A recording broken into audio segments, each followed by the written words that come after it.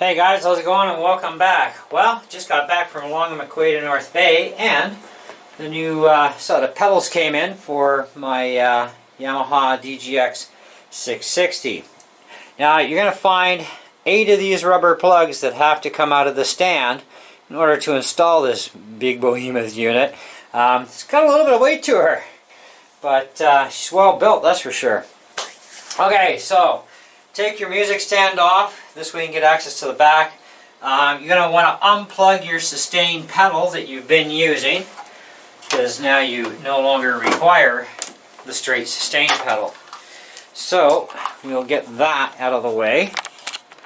And you can put that up in a safe spot somewhere, and just in case of an emergency. You never know, stuff can happen, right?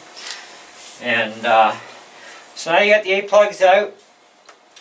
The unit does come so that you're going to have to bolt this on. You'll find 2 short screws and some little metal bushings. And you put the metal bushing on the screw, put it in the hole, same on both sides. Make sure this is all flush up first and tighten it up. And then this way you know that it's already up there and flush, and then you'll see if you need to do adjustments later or not. But anyways, as far as the rest of the unit goes, what we want to do is kind of feed the cable under here at the back, kind of like this. And we need to get this to just spread apart just a little bit. You'll see some cutout notches in here too. This is where this inside lip is going to rest into the notch. Pretty straightforward there. And I'm going to take 2 screws. I'm going to do the whichever side first, doesn't matter. You're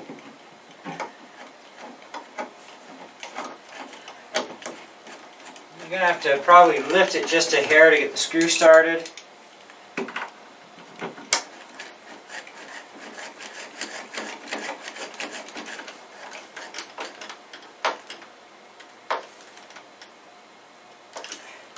Now you want to tighten these things so that they're snug, but don't over torque, you don't need to.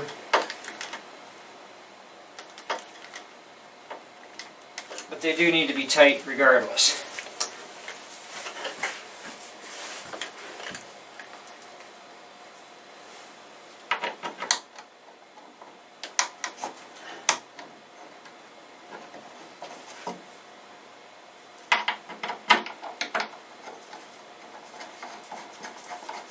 I never saw any install videos on YouTube on this, so I thought, well, might as well do one.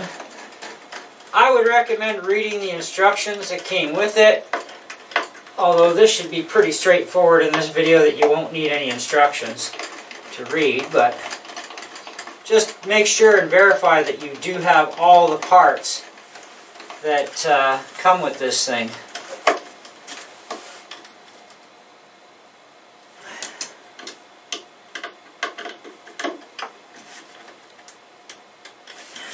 Alright, so now that's in. So what you want to check for next is the gap underneath. See how that's flexing there? That's what you don't want. So this is where we got to go in behind here and loosen these screws off.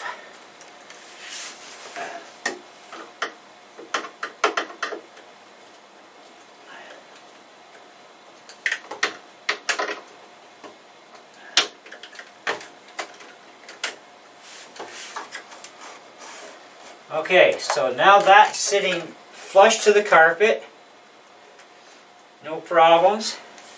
So now we can tighten the screws back up.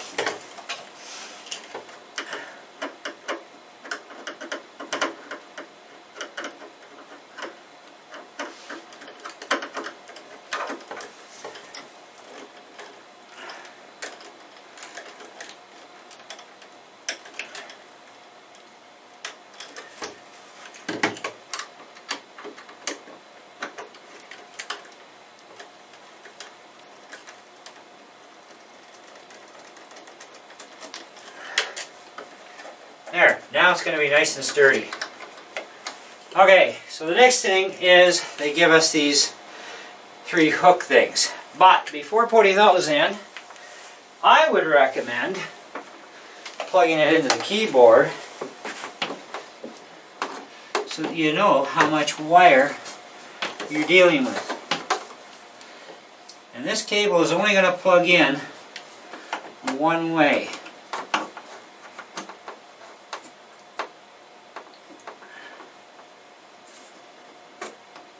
So it's a right angle plug, but the end that's going on the plug, you want it to point that way. And that's how that goes in. It is a keyed plug, so it can only go in just the one way. So basically sideways this way, that's the way you want it to go in.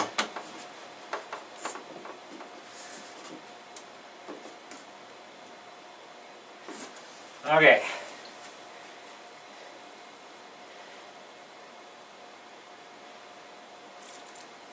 So just peel off the white backing.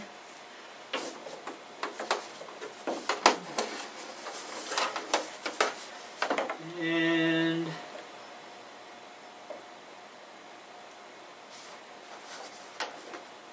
this one can go about here. Actually, let's put it right over here.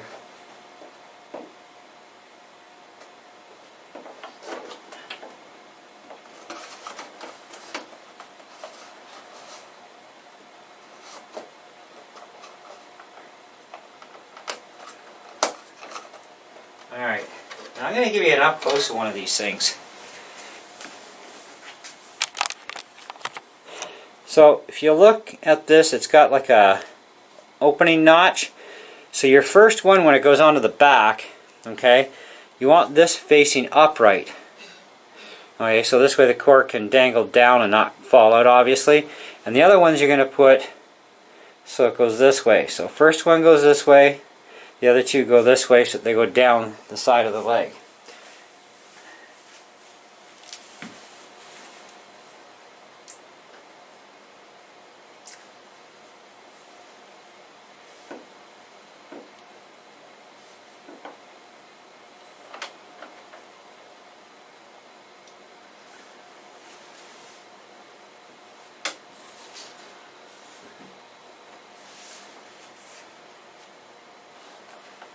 Okay.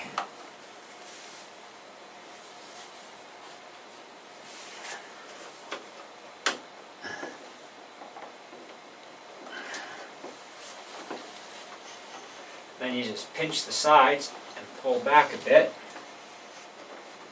and then you can pop the cable in. So our last one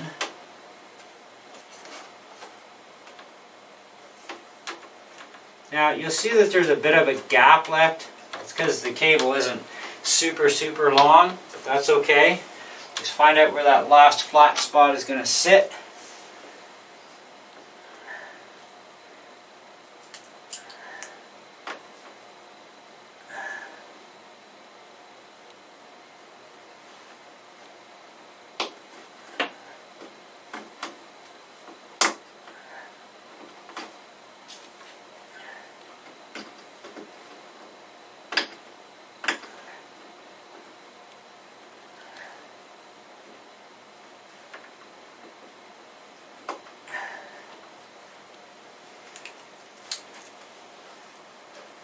That actually looks really good. And it gives us just a bit of slack down here, which is all we need. That's good. Well, fire up the keyboard.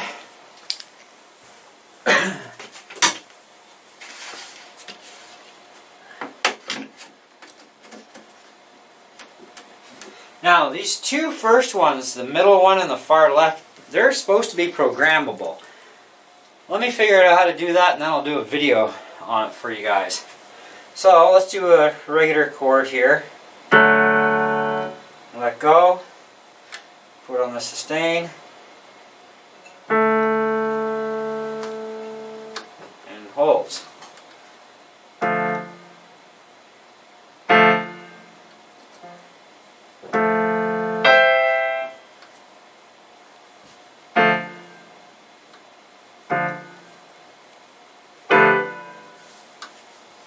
So I got to figure those out. They do work.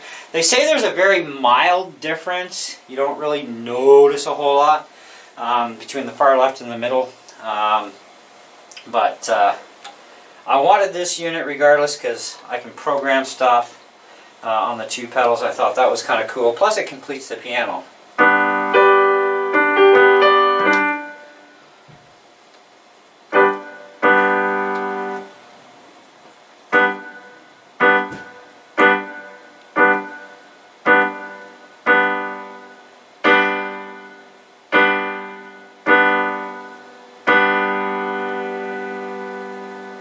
So it does have an initial trigger spot to it. That's good.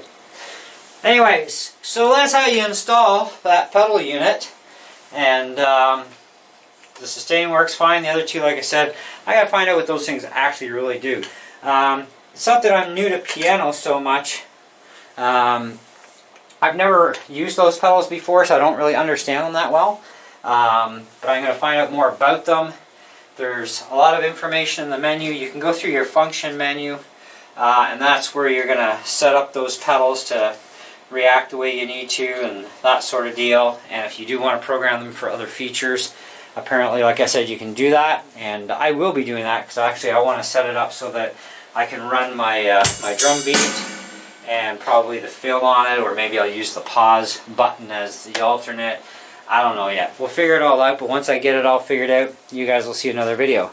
Anyways, hope you enjoyed the video. Not too long, I hope. And now that's really super solid and rigid, and it completes the piano. Now that piece there, that whole unit, was only about $92 basically, $91.99 in tax. That's Canadian dollars. Okay, so I don't know what it is in American. What, 70 bucks? I don't know, 75 bucks. But definitely cool. Now it's done. Awesome. Like I said, just take your old sustain pedal that came with the keyboard and put it in a safe place and hiding, just in case something ever does happen to that unit. You've got a backup sustain, because a lot of piano players use the sustain pedal a lot. So you want to make sure that you've always got one kicking around somewhere. Anyways, thanks again, and catch you in the next video. Ciao.